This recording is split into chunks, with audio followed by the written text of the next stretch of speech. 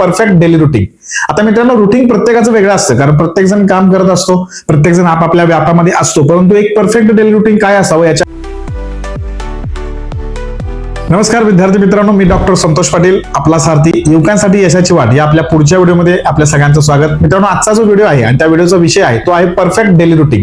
आता मित्रांनो, रुटीन प्रत्येकाचं वेगळं असतं, कारण प्रत्येक जण काम करत असतो, प्रत्येक जण आपापल्या व्यापामध्ये असतो, परंतु एक परफेक्ट डेली रुटीन काय असावं याच्या काही टिप्स आहेत, काही छोटे पॉईंट्स आहेत, ते आपल्याशी मी आज शेअर करणार आहे.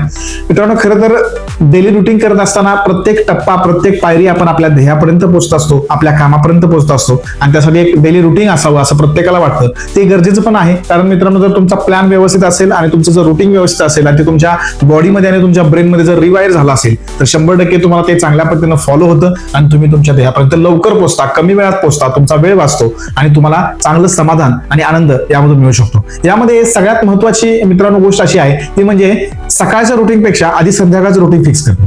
आता मित्रांनो, संध्याकाळी झोपण्याची जी तुमची वेळ आहे ती परफेक्ट असणं, म्हणजे त्याच वेळी तुम्हाला झोपता आलं पाहिजे. शक्यतो तुम्ही संध्याकाळची झोपण्याची वेळ फिक्स करा, म्हणजे तुमचं ब्रेनचं जे रुटीन आहे ते व्यवस्थित होईल. त्याचं कारण असं मित्रांनो की संध्याकाळ जर तुम्ही व्यवस्थितरित्या तुम्ही स्वतःला तुमच्या ब्रेनला ऑफ केलं तर 100% तुम्हाला सकाळी लवकर जाग येते आणि सकाळचं रुटीन चांगलं होतं. आता संध्याकाळी झोपत असताना तुम्हाला डिजिटायझेशन सनसेट असं त्याला म्हणतात किंवा डिजिटल सनसेट असं त्याला म्हणतात, ती एक संकल्पना आहे. म्हणजे काय, झोपण्याच्या अगोदर 1 तास तुम्ही डिजिटल डिव्हाइस बघायला नाही पाहिजे, स्क्रीन बघायला नाही पाहिजे. त्याचं कारण असं, स्क्रीनमध्ये जो ब्लू लाईट असतो मित्रांनो तो तुमच्या डायरेक्ट ब्रेनमध्ये जातो आणि ब्रेनला रात्र झालेली आहे हा मेसेज जात नाही, आणि त्यामुळे होतं असं की तुम्हाला झोप लवकर येत नाही. म्हणून तुम्ही काय केलं पाहिजे की झोपण्याच्या अगोदर 1 तास सगळ्या आपल्या स्क्रीन ऑफ केल्या पाहिजेत.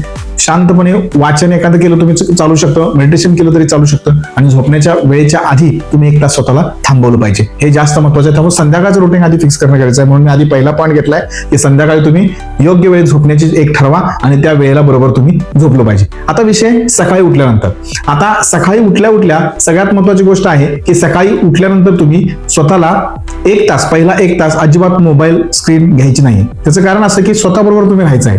म्हणजे उठल्या उठल्या तुमची अशी प्रार्थना असली पाहिजे की ईश्वरा, मला हा दिवस आज तू दाखवलास, आज मी जाग आली मला. याचा अर्थ असा आहे की तुम्ही पहिल्या 1 तासामध्ये स्वतःला उठवून ब्रेन वॉर्मिंगच्या ज्या एक्सरसाइज, म्हणजे काय, पाणी पिणं आणि मग व्यायाम करणं, ही जी गोष्ट आहे, छोटे छोटे हलके हलके व्यायाम तुम्ही करू शकता. सकाळच्या शेड्यूलमध्ये तुमचा व्यायाम हे अत्यंत महत्वाचं आहे आणि ते गरजेचं आहे. ते ऍडिशन सगळ्यांनी केलं पाहिजे. त्याचं कारण असं मित्रांनो की रातभर जेव्हा आपण ज्यावेळी झोपतो तेव्हा आपला ब्रेन पूर्णपणे झोपेच्या सिच्युएशन मध्ये गेलेला असतो. त्याला थोडंसं ऍक्टिव्ह करण्यासाठी आपल्याला वॉर्मअप एक्सरसाइज करणं फार गरजेचं आहे. त्यामुळे हे महत्वाचं आहे. त्याच्यानंतर आपल्याला फोकस ब्लॉक्स करणं गरजेचं आहे. आता दिवसभरामध्ये डेली रुटीन मध्ये तुम्ही सकाळी तुमचा वेळ 1 तास स्वतःच्या शरीरासाठी दिल्यानंतर फोकस ब्लॉक्स, याचा अर्थ असा आहे की एकूण पूर्ण दिवसामध्ये कशा पद्धतीने काम करणार त्याचे फोकस ब्लॉक्स करणं गरजेचं आहे. मग त्याच्यामध्ये तुमचा पहिला सकाळचा वेळ जर डीप सेशन मध्ये करणार असाल तुम्ही तर त्याच्यामध्ये तुमचा अभ्यास असेल, किंवा तुम्ही जॉबला जाणार असाल तर तुमच्या आवरून तुम्ही जॉबला जाणार असाल तर जॉबमध्ये तुमचा सेशन्स असतील ते तुम्ही करणं गरजेचं आहे. त्याच्यानंतरचा पुढचा पॉईंट महत्वाचा आहे आफ्टरनून स्लम.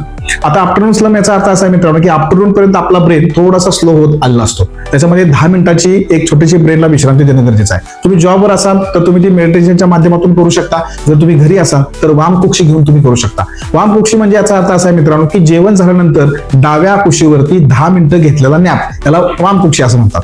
आता ही का गरजेचं आहे मित्रांनो, ज्यावेळी ब्रेन आपला दुपारच्या पिरियडमध्ये येतो तोपर्यंत तो थोडासा काम करून थकलेला असतो, त्याला थोडी विश्रांतीची गरज असते पुन्हा चांगल्या पद्धतीने एनर्जेटिक होण्यासाठी. म्हणून मित्रांनो वाम कुक्षी दुपारची 10 मिनिटाची घेणं गरजेचं आहे. बरीच मुलं काय करतात, जास्त वेळ झोपतात, 1 तास 2 तास झोपतात, त्यामुळे तुमच्या शरीरामध्ये आळस वाढतो मित्रांनो आणि तुम्ही पुढचं काम करण्यासाठी परत तुमचा ब्रेन लवकर तयार होत नाही. म्हणून वाम कुक्षी याचा अर्थ असा मित्रांनो की 10 मिनिटाची छोटीशी नॅप, छोटीशी मेडिटेशन, जेणेकरून तुमच्या ब्रेनला विश्रांती मिळेल.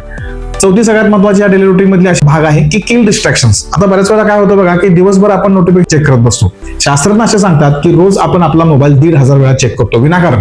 म्हणजे घ्यायचा हातात आणि नुसता स्क्रोल करायचा असं आपल्याकडून होतं. तर यामुळे काय होतं मित्रांनो की तुमचं डिस्ट्रॅक्शन वाढतं. त्यामुळे तुम्ही एक टाइम झोन ठरवा, त्या टाइम झोन मध्येच तुमचे ईमेल्स, तुमचे मेसेजेस आणि तुमचे जे काही तुम्हाला असलेले रिप्लाय असेल त्याचं उत्तर देण्याचं काम करा. इतर वेळी तुमचा मोबाईल बंद ठेवा, म्हणजे तुमचे डिस्ट्रॅक्शन कमी होतील आणि कामावरती तुमचा जास्तीत जास्त फोकस वाढेल आणि त्याबद्दल तुम्ही डेली रुटीन मध्ये काम करू शकाल. त्याच्यानंतर पुढचा सगळ्यात महत्वाचा मुद्दा असा आहे तो म्हणजे इव्हिनिंग जो टाइम झोन आहे तो. आता इव्हिनिंगला काय होतं, ज्यावेळी तुमचा ब्रेन पूर्ण इव्हिनिंग पर्यंत काम करत येतो त्यावेळी इव्हिनिंगला थोडं तुम्हाला स्लो झाल्यासारखं फील होतं. होतं. तर त्यामध्ये तुम्ही स्वतःला पुन्हा रिॲक्टिव्ह करण्यासाठी इव्हिनिंगचा जो काय तुमचं जेवण असेल किंवा तुम्हाला इव्हिनिंग मध्ये काही कॉफी वगैरे घ्यायची असेल तर तुम्ही ती घेऊ शकता. मित्रांनो, 5वा मुद्दा आहे इव्हिनिंग वर्कआउट. आता बऱ्याच वेळेला असं होतं मित्रांनो की सकाळी तुम्हाला वर्कआउट करायला वेळ मिळाला नसेल तर बरीच मुलं संध्याकाळी सुद्धा वर्कआउट करतात, म्हणजे व्यायाम सुद्धा करू शकतात. तर इव्हिनिंग मध्ये तुम्ही व्यायामाचा सेशन ऍड करू शकता आणि तो तुमच्यासाठी अत्यंत महत्वाचा राहू शकतो. कारण ज्यांना संध्याकाळी इव्हिनिंगला व्यायाम करण्याची सवय आहे किंवा सायंकाळी व्यायाम करण्याची सवय, त्यांना झोप चांगली लागते आणि बॉडी रिकव्हर पण व्यवस्थित होते आणि चांगल्या पद्धतीने तुम्हाला आराम मिळतो. त्यामुळे इव्हिनिंग स्लॉट तुम्ही याच्यामध्ये घेऊ शकता. मित्रांनो, हे मी तुम्हाला एक अंदाजित आणि सगळ्यांच्या दृष्टीनं योग्य होईल अशा पद्धतीचं डेली रुटीन सांगितलं आहे. तुम्ही तुमच्या वेळेनुसार याच्यामध्ये बदल करू शकता. तुम्ही तुमच्या वेळेनुसार याच्यामध्ये काही पॉईंट्स ऍड करू शकता आणि तुमच्या कामाच्या शेड्यूलनुसार याच्यामध्ये बदल करू शकता. पण मित्रांनो, झोप, चांगला डाएट, विश्रांती आणि तुमचं हे काम या सगळ्याला बॅलन्स करेल अशा पद्धतीने तुमचं डेली रुटीन असावं, जेणेकरून तुमची बॉडी नेहमी कार्यरत राहिली पाहिजे, चांगली कार्यरत राहिली पाहिजे आणि तुमच्या ब्रेन कडून आणि तुमच्या बॉडीकडून चांगलं वर्कआउट झालं पाहिजे. यासाठी तुम्ही स्वतःला चांगल्या पद्धतीने जपा. मित्रांनो, शरीर फिट तर आपण फिट, शिर सलामत तो पगडी 50 असं आपण म्हणतो. या पद्धतीने तुम्ही स्वतःच्या शरीराची काळजी घ्या आणि तुमच्या इप्सित ध्येयापर्यंत तुम्ही पोहोचा. मित्रांनो, यासाठी मी नेहमी तुमच्या बरोबर आहे. व्हिडिओ आवडला तर नक्की शेअर करा, लाईक करा आणि सबस्क्राईब करा आणि तुमच्या मित्रांनाही शेअर करा. तुम्हाला एखादी शंका असेल रुटीनच्या बाबतीत तर तुम्ही मला कमेंट करून सांगू शकता. मित्रांनो, नक्की कमेंट करा. तुमच्या पुढील वाटचालीसाठी माझ्याकडून शुभेच्छा. धन्यवाद मित्रांनो, खूप खूप धन्यवाद.